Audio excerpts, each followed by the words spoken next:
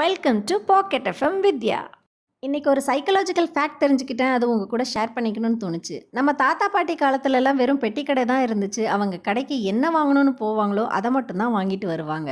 அடுத்த ஜென்ரேஷன்ல மளிகை கடையில லிஸ்ட் கொடுத்து என்ன வாங்கணும்னு நினைச்சாங்களோ அந்த லிஸ்ட்ல உள்ள பொருட்களை மட்டும் தான் வாங்கிட்டு வந்துட்டு இருந்தாங்க. அப்புறம் நிறைய சூப்பர் மார்க்கெட், டிபார்ட்மெண்டல் ஸ்டோர்ஸ்னு நிறைய வர ஆரம்பிச்சிருச்சு. இப்போலாம் நம்ம டைம் பாஸ் பண்றதுக்காகவே மால், சூப்பர் மார்க்கெட்னு எல்லா இடத்துக்கும் போறோம். ஆனா நம்ம டைம் மட்டுமா பாஸ் பண்றோம்? இல்ல, நம்ம பணத்தையும் அங்க பாஸ் பண்ணிட்டு தான் வரோம். நம்மளோட தேவை என்னமோ பாசி பருப்போ துவரம் பருப்போ தான் இருக்கும். ஆனா நம்ம ஒரு ரவுண்ட் அடிச்சுட்டு வந்து வாங்குவோமேனு போவோம். கடைசியா வெளியே வரும்போது ஒரு பொருளுக்கு 9 பொருளா வாங்கிட்டு வருவோம். இதை அவாய்ட் பண்ணுறதுக்கு நம்ம வயிறு நிறைய சாப்பிட்டுட்டு போனால் இந்த சுச்சுவேஷனை நீட்டாக ஹேண்டில் பண்ணலான்னு சொல்கிறாங்க சைக்காலஜிஸ்ட். வயிறு நிறைஞ்சிருக்கிறப்ப மனசு நிறைஞ்சிருமா, அதனால் நமக்கு எதுவும் வாங்க தோணாதான். பசியோடு இருக்கிறப்ப தான் நம்ம அது இதுன்னு நிறைய வாங்குவோமா.